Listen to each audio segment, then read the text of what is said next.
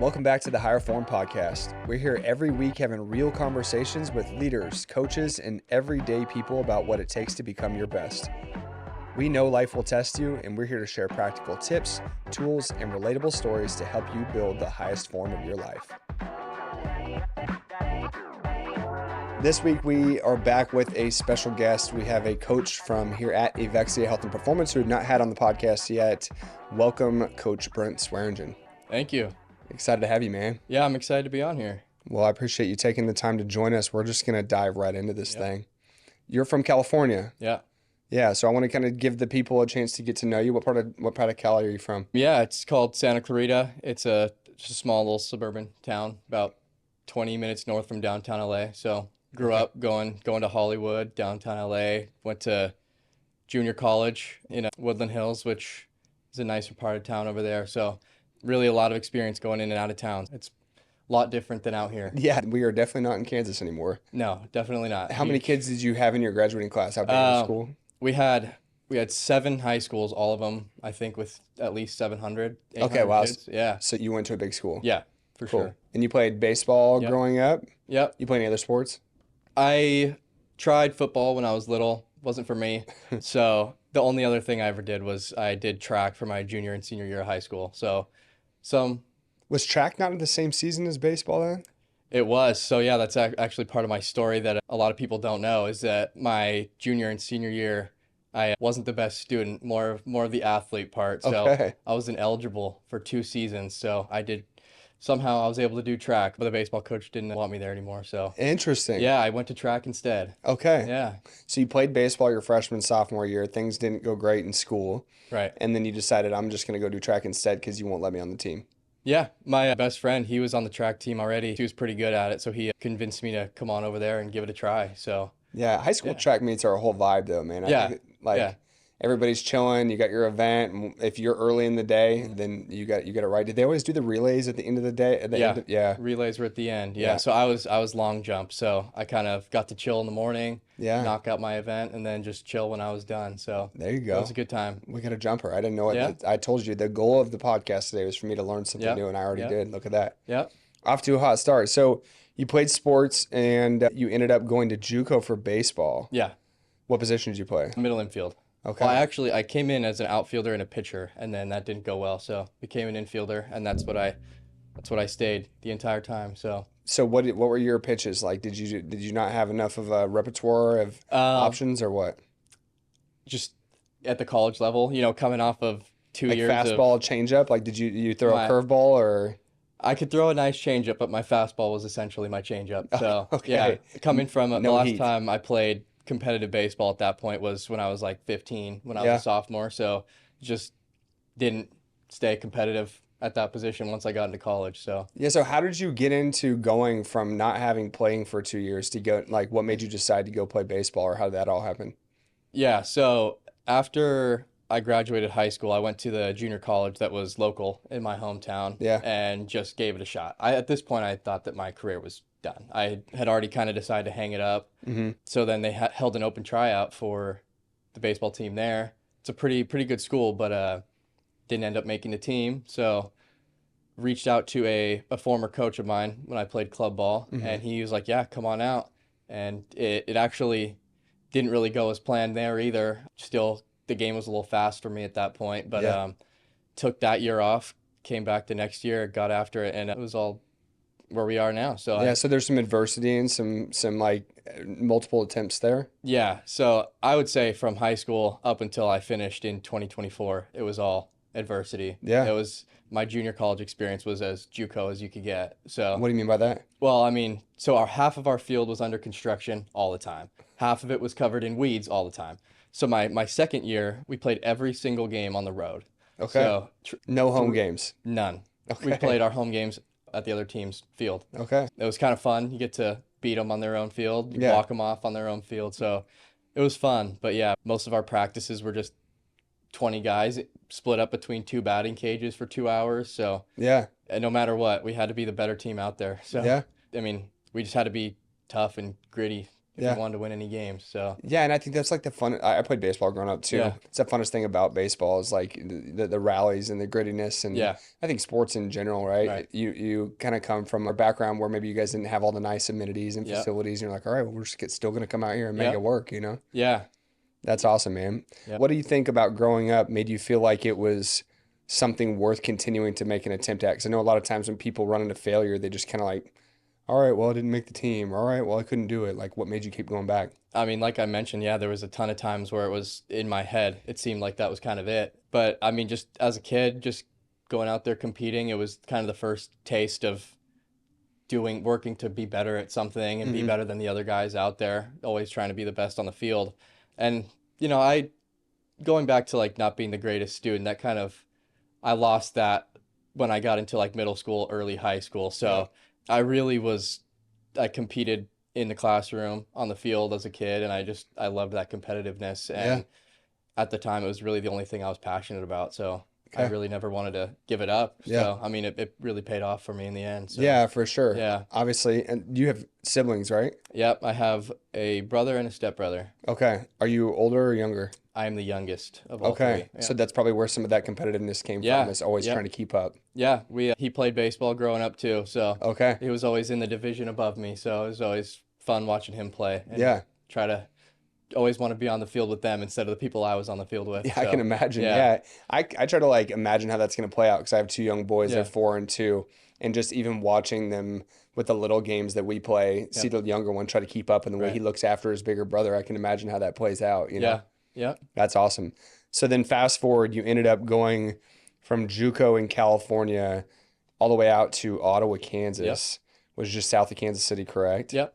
Yep. You were playing there. How was that experience? It was good. It was very different. Again, the culture of where I was living, it was a lot different. My fiance Stevie and I, one day we just got in the car, packed up everything we could in just her car, and moved out here. Next day, had classes. So it Okay. was a really interesting Yeah, experience. so how did that transition go? Did you get recruited by Ottawa or Yeah.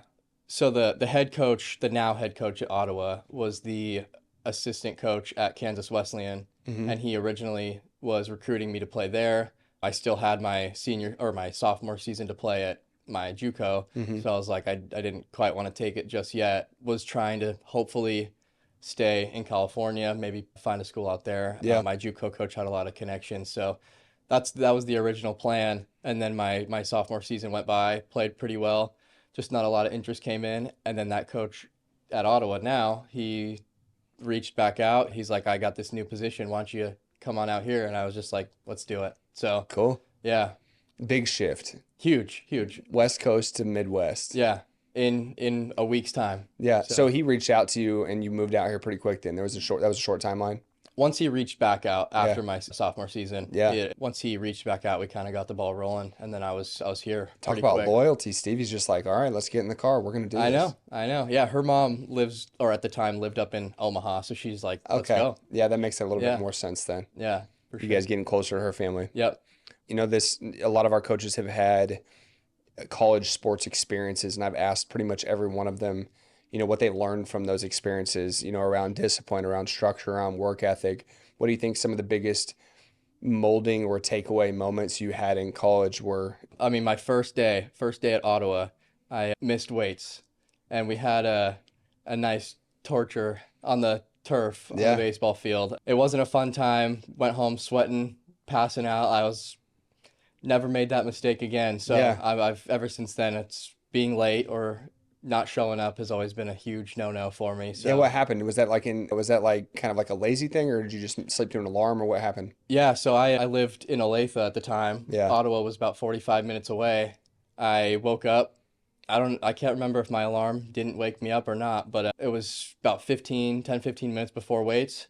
It was going to take me 45 minutes to get there. So I was just like, I'm not going to make it there. I just got to eat this one. So Yeah. I texted him, and next thing you know, I was out on the turf doing bear crawls at 100 degrees. So Yeah. yeah, that was a mistake that I wished never happened again, but Yeah. ran into it one time since. But Yeah, and those things happen, man. I Yeah. think I remember all the different types of torture they had for being late or missing Yeah. class or get in trouble in other ways too. And I know that when you make that mistake once, you're just, especially if you're the type of person like you are, where you're like, I take pride in what I do. Yeah. I don't want to be that guy or that gal. But when you make that mistake, inevitably it happens to everybody. You're just like, damn, Yeah. I don't want to pay the consequences for this. Yeah, and I think also like having strict like attendance rules for class. I mean, you gotta hold a Did you guys specific have class standard. checkers? Yeah, it was a pretty small school, so Yeah. if we missed class, the professors were letting all the coaches know. It was Yeah. just an email, so Yeah. they always knew. Yeah. So we couldn't get away from. I think that in a lot of ways, I never had the military experience, but like college athletics is in some ways or many ways similar to the level of discipline that it required and the consequences to making mistakes and just this like reality that like you're going to learn how to be disciplined and consistent or you're going to pay the price. You know what I mean? For sure.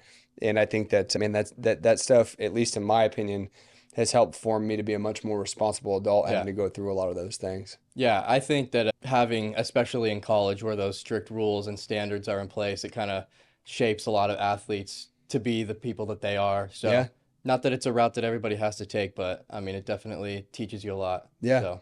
Well, I saw something the other day, someone posted, or my wife sent it to me or something, but it was like some of the lessons that you learn in sports as a kid and growing up through high school and even college are just invaluable lessons for life. And so much of it can be taken and applied into all the different scenarios of, being an employee, being a manager, being a dad, being a spouse, just all of the responsibilities that you take on as you naturally, settle into the adult reality of the world ahead of you. You know what I mean? Yeah. And, obviously fitness has been a big part of this process for you too. Growing up and playing baseball, I'm sure you guys had strength and conditioning classes and all those types of things. When did you originally like get into fitness? When did that start to spark? When did you work out? When did you start lifting? Some of those things. Yeah. So since I was about 14, I've consistently like had a gym membership, just popping in and out, thinking that I was doing the right things to all be the a better bro workouts when you're competitor. young. But really, we actually didn't have much of a strength and conditioning program at my junior college. So, we would pop in to the weight room that we had every once in a while, but never really got any momentum rolling. The other sports were kind of prioritized. So during my time in junior college, that's when COVID happened. So we took 2 years off. So my buddy and I kind of I stayed at his place for about 6-7 weeks, and we just really got after it. We started lifting every day, started conditioning. My first year playing baseball in junior college, I was about 135 pounds, dealt with injury after injury, or that I thought were injuries, but I was so weak and not conditioned to play a sport that I was running into all kinds of pains that I originally thought I was going to have to get surgery for. I couldn't even throw a baseball across the diamond anymore. So it was really discouraging. But then coming back from COVID, once we came back 2 seasons later, I had gotten up to about 175, put on a little bit of muscle. A lot of bit of muscle. Yeah.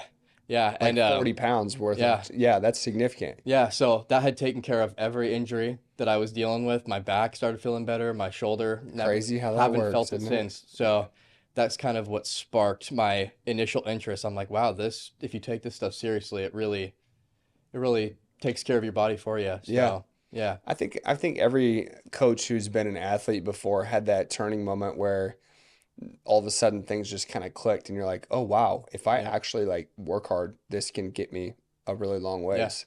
For me, that was after my senior season of high school. Right. I didn't really take weightlifting super serious. I started lifting earlier, like you'd said, but got to a point to where I was like, if I want to play in college, I'm going to have to put some mass on and really take this more serious. And that I had a similar period of time. So it's always cool to hear because I know that, you don't get into personal training without having a little bit of your own journey. Right.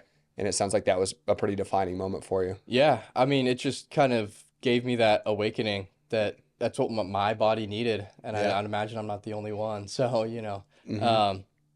once I came back and had much better results just physically, but also just a better product on the baseball field, that kind of sparked everything. And I've been consistently getting after it ever since. Once I graduated college, I, hung it up. I took a period of time off, but I'll never do it again. So yeah, I think every athlete after you're done being forced to do all kinds of crazy workouts and like the requirement it takes to perform and show up in college and be an athlete, a student athlete at that, there's definitely this little moment of time where you're like, I can catch my breath. Yeah, I miss the game, but I wouldn't go back and go to classes and deal with conditioning Yeah. at 5:45 weight room. Yeah.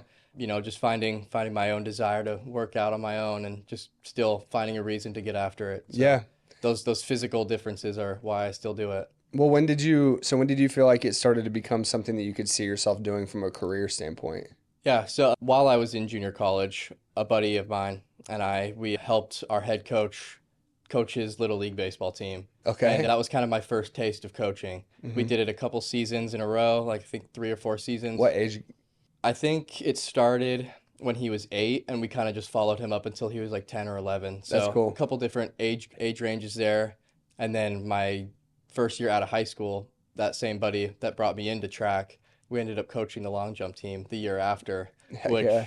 was a tough experience being 18 years old. Everybody on the team was still my friends. Nobody Yeah. wanted to listen to me. So that was kind of like a little turning point where I was like, maybe this isn't for me. Yeah. But yeah, I've always had an interest in coaching, always, especially at the end of my college career, wanted to get into coaching baseball someday, but kind of that idea, not sure if I want to pursue that so much anymore, but I've always loved coaching and Yeah. just the fitness aspect, blending them together. This was the perfect scenario for me. Yeah, man. And I know that you're still relatively early in your career on the fitness coaching side. What do you feel like you have learned and what surprised you really getting into it versus just the like tech side? It's funny, we just had an episode about this, Yeah. but it's unique to hear what things you've learned as you've gotten into the groove of actually helping people in real world scenarios versus the things that you study. Because you have your exercise science degree, you have a couple different certifications, like you're a very well educated Yeah. dude. But obviously, as you stepped into an environment where you're working with people who are going through everyday Yeah. real life scenarios, it's been a little bit different. Yeah, for sure. Just reading things from a textbook is never going to recreate a real life situation. So everybody's going to have a different ache or pain or limitation that you didn't expect. Just learning how to deal with them and adapt on the fly is something that a textbook will never teach you. So people are going to have different personalities. You're going to have to deal with them in different ways. They're going to respond differently to a lot of different things. So Yeah. it's really not something that a textbook can teach you because everybody's going to be a little different. So Yeah. it's been, especially me, like a little more reserved, a little more quiet. Yeah. Coming out of my comfort zone to deal with, or not deal with, but help everybody Yeah. get what they need on the fly or, in a certain situation has been a really cool experience for me because it's helping them. It's helping me grow not only in the gym, but as a person in general. So Yeah. it's been a really cool experience. Yeah. And I think when you say deal with, you're talking about dealing with a challenge because Yeah. it is hard. Yeah. You know what I mean? Right. And I know that especially your natural tendency is to be a little bit more laid back Yeah. and not really be someone who's like an in your face type of person, Sure. which is interesting because I'd say that right now our coaching staff has more people like that Yeah. than you do the traditional like drill sergeant, hardcore, loud, rah-rah cheerleader coaching. You know what I mean? Which is something that surprised me a ton Yeah. coming in here. I was like, my personality type will never fit in here. Yeah. So I was really surprised. Yeah. And I think there's definitely a time and a place for those different balances and personalities because everybody needs something different, like you mentioned.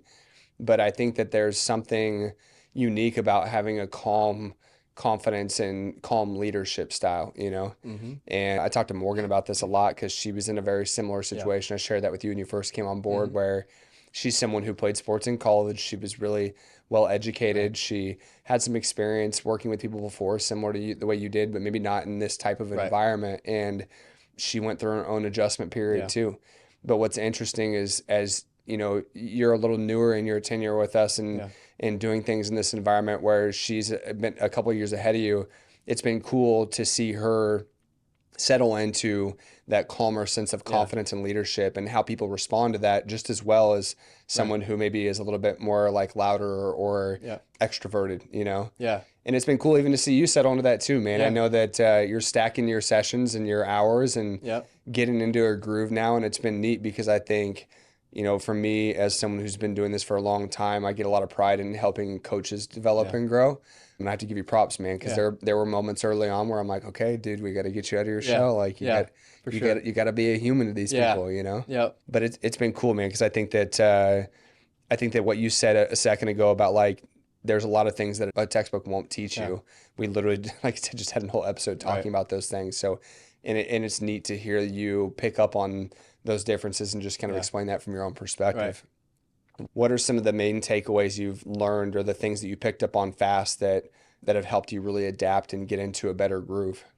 I think really that things that have made me feel more comfortable and confident in my ability to carry out a session or talk to different people is kind of not blending into the group or the person that you're working with, but allowing it to bring out a different side of your personality and finding ways to connect with each individual person. Yeah. Because deep down, there's going to be something that you're going to connect with just about everybody on. Yeah. And it's the process of picking that out of people and then picking it out of you. And, every group that you run into, somebody will have something to talk about. So it's been really easy for me to come out of my shell with a lot of the groups because we just chat about all different kinds of things. So Yeah, just find something relatable. Right. Yeah.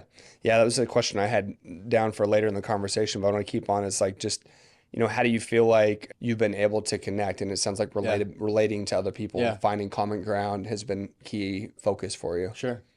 And then you mentioned too, like adapting to not fitting into a mold. How would you describe your style of coaching as you're evolving and getting comfortable and approaching things? Yeah. Again, like I'm not going to be yapping the whole session. I'm not going to just have a ton of conversation unless we're chatting about something. Yeah. Just kind of getting down to business, making sure we're running through our sessions, doing it the right way. Of course, I like to have those conversations, Yeah. Of course, it's personal training. Yeah. You got to have those conversations and connect with people on a personal level. But really just making sure that everybody's doing things the right way. Yeah. Yeah. Well, I think it's focusing on executing things appropriately. Right. There's such a fine line of having fun with people, but getting them the necessary work to see progress. Right. And it sounds like that's something you've really been starting to get more comfortable with and settling into is it's like, okay, like when there's an opportunity for us to chat, we'll do that. But I'm also going to make sure that we're not getting distracted by things. You're not playing the client games that they play where it's like, why did you ask me that question strategically before we were about to start the next head? We can't talk. You need to get to work and then we can talk afterwards. Yeah. Yeah. I've run into that too. And sometimes it's necessary if you need some extra rest, but you're like, I know what you're doing right now. You got to get going. Yeah. And I think those are things you pick up as you get into it too. With specifically working with certain people is like, I've had clients I've worked with for many, many years. And I'm like, I know you always bring up new conversations about the time that you feel like you want a little extra break here. So let's go ahead and get this set going and then we can get back to talking we'll talk afterwards. about it. Yeah, for sure. One of the things I really wanted to talk to you about, and I'm eager to hear, is your experience becoming a dad. Yeah. That was something that you have told me was not necessarily like in the cards to happen when it did. Mm-hmm. And you've become a dad at a relatively young age in comparison to when most people settle down. And I imagine that there's definitely been an impact with that. So how has it been being a dad in your mid-20s? Because I know that a lot of, like, we didn't have kids till I was 30 years old. Right. I mean, of course, it's been an awesome experience. I mean, she's my best friend in the world. Yeah. But it kind of happened. It was right. She was born right at the end of 2024. Graduated college at the beginning of 25. Got a new job this year. So just a lot of good but tough changes that I haven't been used to before. But yeah, I had her when I was still finishing up college, so it kind of slowed things down on the back end of that. Yeah. Had to force me into getting a different, part-time job when I was still finishing up. So it's put a lot of challenge on things. I didn't question if we were ready or not, but also it's tough to be ready. At times I still think I don't have my life together, and here I am raising a 1-year-old child. So I mean, it's always a learning experience. So yeah, man, and it will forever be. Yeah. I would like to think that we were as ready as we felt like we could be, and we still have not figured much out. Right. And I'm not that much further ahead of you in regards to life as a parent. A couple of years, but we're adapting to life with two. And I asked you, I was talking about this the other day. I'm like, when do you think you're ready? And of course, everybody asks those questions. They're cliche, but how's that really shifted your priorities? I know you talked about like, man, I got to get a job. Like I know for me, I felt this innate sense of pressure to kind of step up who I am. Yeah. How has fatherhood shifted your priorities, your time, your perspective? Yeah, absolutely. Like when I went and had to go get that job while I was still in college, it's not because I needed to otherwise. It's just because we found out the news that she was coming. So I was like, you got to go get a job right now. Yeah. So it kind of pushed me to kind of make some life choices that I wasn't ready to make. So got you out of your comfort zone. Yeah, for sure. And probably ultimately what led me to be here, comfortable enough to reach out and end up doing the thing here. So Yeah. Funny how life works, you know what I mean? yeah, yeah, Where you go through these moments of unexpected things that are beautiful and yeah. scary at the same time, and you end up in a position where you're like, shit, I don't think I'm ready for this, but I know what I need to do to get to be ready, you know? Yeah, because I mean, coming out of college, I had my degree and all that, but I was scared of what was coming next. So Yeah. it was just force myself to do something. Go get whatever you can just to get us by for Yeah. now. I do think that it was a good stepping stone to getting me out in the real world and to where I am now. So Yeah. it's really made me step into real life and being an adult and now being a father. So it's taught me a lot about just life Yeah. for sure. Yeah. And I think that, I try to, when I was brainstorming about, different things I wanted to chat with you about, it forced me to reflect on where I was at when I was in my mid 20s, and Yeah. props, man. It's not something I felt like I would have been ready for. Obviously, Right. everyone's life and path is different and experiences, Yeah. but from what I can see, you certainly do a really good job of being a leader for your family at Yeah. an age where a lot of people are still out drinking and partying and Right. doing other stuff and trying to Right. figure out who they even are. You know what I mean? Yeah. Yeah, absolutely. I think there's a lot of pride in that too. It's Yeah. there's nothing better than having a family to support and that looks at you like as that figure. So it's cool. And Yeah. yeah, my fiance Stevie, she's been supportive of me throughout everything. I mean, she moved here with me. She practically carried me financially through college. So Yeah.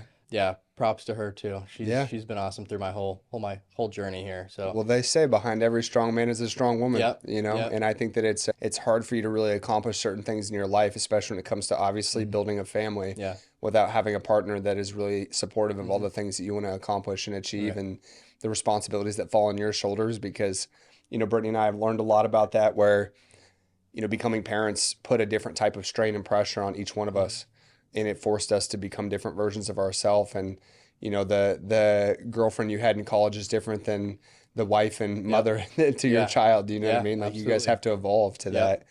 that. How do you feel like being a dad has changed your relationship with training and just managing your own health?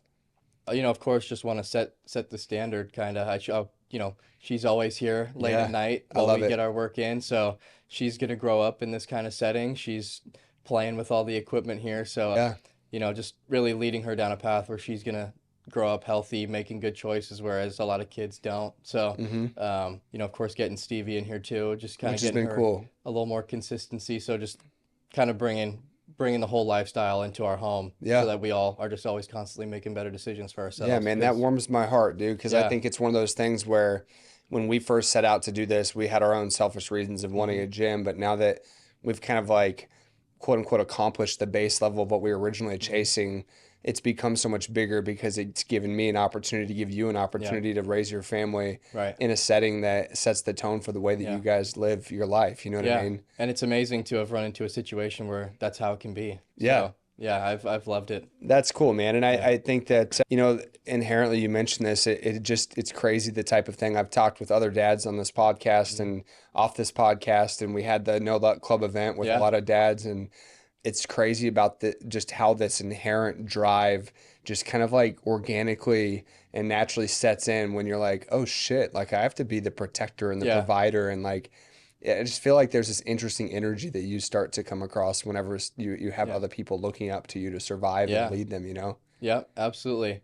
I mean, that's when I'm done here at the end of the day, I don't think about my bed anymore. I'm just getting some sleep. I go home excited to see the girls. Yeah, So it really changes my whole perspective on everything. That's something that we talked about in our little group meeting yeah, during the No Luck Club workout. Was just once you're out of work mode, just be out of work mode, be in yeah. family mode. So that's what I've been trying to do.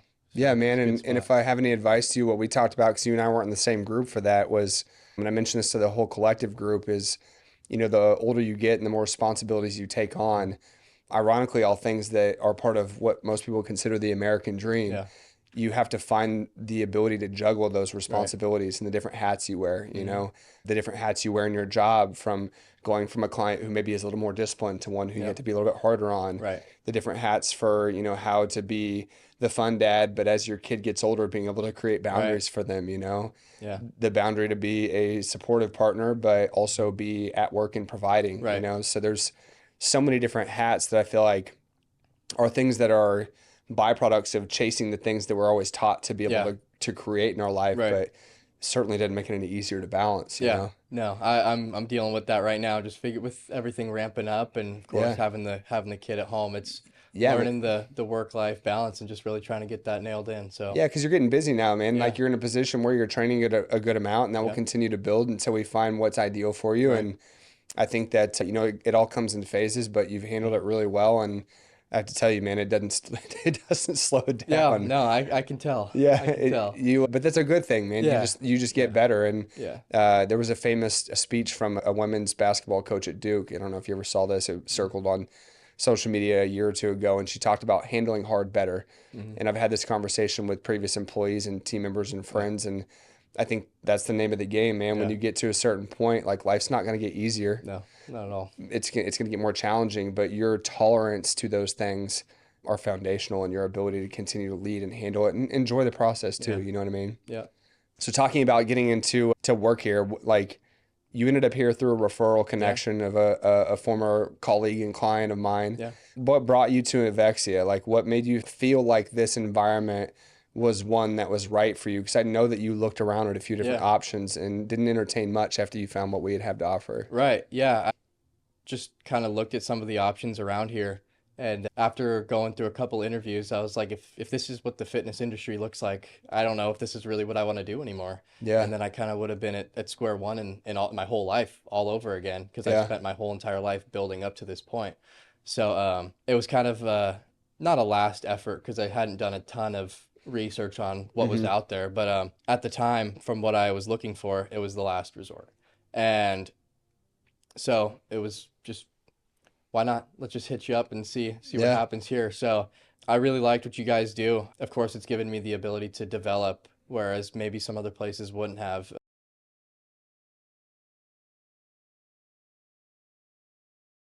Kind of helping me every step of the way, even still now, 4 months in, still meeting with every coach, just getting insight from all of them, just making me a better coach every single day. Yeah. And I think it's been huge in my development and my ability to carry out a session and provide our clients with what they need. So Yeah. yeah, It's cool to see you blend into the culture, man, because culture yeah, and environment are everything to us. yep. What do you feel like has stood out to you most about the culture and the environment that we've really worked hard to create and that you're engaged in and a Yeah. part of now? Yeah, so I mean that's one of the biggest transitions coming out of baseball is that just a snap and that team, that brotherhood was gone, Mm-hmm. which I had been used to for the past 20 years of my life. So coming in and everybody having a different personality and somebody that you can lean on for help here and there, it kind of gave that team energy and just that place that's like feels comfortable to be. So I mean just kind of being part of a team again has been cool for me. And Yeah. it seemed like a team that already had a ton of chemistry when I came in, so Yeah. it felt comfortable for me. It's been cool, man. Props to Yeah. everybody on the team because it Yeah. definitely is not something that is just one person. Right. We've seen it grow and evolve and change, Yeah. and people have come and gone, and you've even seen a little bit of that too. Mhm. And I think that culture is key because we spend more time here than we do at home with Yeah. our families, and obviously that's not because we want to; it's because we Right. need to provide. But it's Sure. it's important for us to make sure that we give you a space to always be growing and learning Yeah. and to develop and become a better leader in all Right. aspects of your life because it's just stuff that we believe in, man. Mhm. And I've been a part of a lot of really good teams and some really bad teams Right. too. Right. And I think that the thing that stood out is just the ability to grow. And when you're in an environment that is growth focused or growth supported, Mhm. man, it's just so much easier Yeah. to navigate the stresses and the responsibilities of the Yeah. day to day. You know what I mean? Yeah, I think that everybody here complements each other really well. So As you settle in here, what have you learned has been your favorite part about getting to help and work with people? at first, I hadn't really had a taste of anybody's big success or a win yet. But the first time that a client told me that he went from having knee pain when I first took over a group, had knee pain, his whole left side was hurting, and then he went from that to he told me he was jogging around his neighborhood, running with his dog, like those kind of feelings, like having that first little taste of wow, we've had a really big success here, Yeah. was really cool for me Yeah. because I know like experiencing it myself, coming into the gym and taking the time to follow the process of rehabbing your injury essentially or making your body feel better Yeah. it's a really amazing process. And Mhm. I lived with a lot of back pain when I was small and skinny and weak.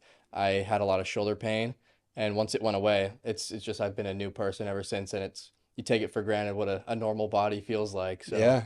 those are the real things that people with the knowledge out there should be out there helping others. So Yeah. yeah, That's cool, man. They say you have 1,000 problems until you have an injury or an illness, yeah, and then you have one problem. yeah, And it's like, why will my back pain not go yeah, away? yeah, And you've experienced how debilitating that can yeah, be. I think, man, for me personally, one of the biggest mental health challenges I run into is whenever I'm hurt and I yeah. can't physically utilize my body, Right, right. So it is cool to hear that you've had an opportunity to really start to see some of these wins Yeah, from the efforts and the things that yeah, you're doing to help people, get better. yeah. Absolutely. Let's turn the page just a tiny bit to wrap things up. I'm curious, like, and I know you've got a lot going on with just being a dad, but what are some things you do outside of the gym? Like, what are maybe some other hobbies that you have, or how do you unplug and reset, and what things you're interested in? Yeah, I used to play a lot of video games, lots of sports games. Yeah. Had a lot less time for that. Once I get home from a late night session, I just want to go to bed instead of hopping on. But Yeah. I mean, really just hanging out with the family. We just watch shows that we all like. We, do some puzzles. That's been a new thing of ours we've been doing lately just to kind of unwind together. Yeah. Just doing more as a family. Just getting outside, taking long walks all together has been something we've been like to do. So, Yeah. It's funny how that yeah. shifts when you have kids, man, Yeah. because your time changes so Yeah. much, like you said, when you get done with work at the end of the day, it's like, okay, well, now I have to clock into a different job. Right. Exactly. The job of being dad and, Yep. and husband and being present. But I think that's cool. I can relate to you there, just being outside and Yeah. finding activities to do as a family. And it's cool. I think that we're at a phase now where our boys are both old enough that we can start almost like re-experiencing childhood through their lens, just Right. from the perspective of seeing things as a Yeah. parent. And I can't tell you how many full circle moments I've had where I'm like, man, this is crazy to be on the other side of this now, Yeah. and just see the level of excitement they have for the little things, right? Like Mm-hmm. being able to go experience something outdoors. Like I dropped the boys off at school this morning, and like there was a jet stream in the cloud in Yeah. the air, and they're like, "Dad, what's that giant white thing? That's not a cloud, it's in a line." And I'm like, just experiencing Yeah. little things like that, Yeah. Remembering when you were in that position, Yeah, that thing, yeah, just sitting at the pointed back out. seat asking Yeah. questions, Yeah. I think parenthood and fatherhood are so cool because it just gives you a chance, if you really allow yourself Yeah. to slow down and experience it, gives you a chance to be a kid again. Yeah. Yeah. Absolutely. That's why, trying to find that healthy balance in my life where I'm not pushing them off to the side Yeah, to worry about other things, just making sure. That's why we started coming in here yeah, after hours so I didn't have to get my workout on my own. I could still spend some time with them. So yeah. again, another really cool situation to be in. Yeah, well, I'm glad we've had the opportunity to provide that for you Yeah. and that you've taken advantage of it. I Yeah. think it's important to model that for your kids, and Right. she may only be one, but she'll know. Yeah, for sure. You know what I mean? For sure. And Especially, she's starting to learn. She's starting to recognize things and people and all that. oh So yeah, she's getting involved. she seems more comfortable in the gym than she did on day one. That's for Yeah. sure. Yeah, for sure. Just kind of toting around and knowing Yeah. where things are at, and Yep. Now she knows this place like the back of her hand. I So know you got to watch out. The chalk bucket is a hot commodity for Yeah. young kids. So if put the chalk bucket up, that's a Yeah. big one. we always put all the cleaning bottles The up. cleaning bottles, chalk, yeah, they like the chalk, the Yep. cleaning, anything that makes a mess, they tend to gravitate towards. So Yeah, when we come in, we put everything up, and as we're on our way out, we're always like, let's make sure we don't leave it, or else I'll get called out in the morning. yeah, for sure. And it's funny because like there's been times I've come up here and I've trusted maybe the older one with a little bit more autonomy and freedom than I think, and we're gonna be like, hey, there was a bunch of like spray on the front door from. Did you happen to know what happened there? Yeah. Like somebody wrote a green mark on the back wall. I'm like, damn it. I Yeah. missed it. You know what I mean? Yeah. But it's just funny. Yeah. Kids, man. Well, looking ahead, what do you feel like is the thing that gets you most excited about personally and professionally? You got a long runway of opportunity and you're growing and Yeah. learning and all the things we talked about. What are you most excited about? Yeah, like it's so much has been thrown at me all at once in this past year that like after college, just being here and kind of establishing myself here is kind of like my goal. It's been hard to put some thought into where I want to get to next or what my next goal for this year is but really just setting like a foundation here and building a clientele here that trusts me, that wants to work with me. And then of course, getting into the nutrition side of things coming Yeah. up this year, something I've always been really passionate about. So I'm excited to finally do something with it. So Yeah, you're in the process of getting certified internally Yeah. with our nutrition coaching process. Yep. That'll be cool to get you involved there. Yeah, There's definitely a growing need for us to have some more support there. And we don't currently have any active male nutrition coaches. Right. Brian and I are both certified, but don't really work with clients a whole Right. lot. So it'd be cool to give that male energy on the nutrition side a little bit and have that availability back. But man, I think I just have to take a moment to tell you once again, like, props. You've handled it all gracefully. Thank you. I've noticed moments early on where I could see the amount of overwhelm written on your face, but you've rebounded well. You've handled it well, and as intentional as we've been about trying to help you onboard gracefully, there's still forever going to be those moments where you are biting off more than you can chew. And I feel like you've done a really good job of navigating some of these moments of time where, you know, we were traveling to Dallas and you were fighting off what you didn't realize was pneumonia, and then you were traveling to California for family and moving, and you've been through a lot, man. So it's cool to see you get a chance to settle in, and I'm excited to see, you know, what that does for you after you get some time to really just kind of like get in a groove, you know what I mean? Yeah, absolutely. I'm excited about it. I think this year is going to be pretty big for not only myself, but us here. So yeah, we got a lot of opportunity to see things come to life, man. And you've gotten a chance to hear about some of the challenges and transitions we've faced collectively as a team, but the runway of opportunity and success has never looked brighter for us. And I'm excited to see how you settle into that with us. Yeah, I'm excited too. Well, where can people find you, man? Are you on Instagram? What's your Instagram handle? Yeah, I have a personal, just my name, and then Swear by Fit that's my fitness page. So cool. Yeah. Cool. You can also find him at Evexia Health and Performance. If you like the interview today, feel free to reach out and we can get you connected to Coach Brent. But thanks again for joining us, man. Yeah, of course. Thanks for having me. Yeah, we'll see you guys next week. This episode of the Higher Form podcast is powered by Evexia Health and Performance, your home for smart training, simple nutrition, and real accountability.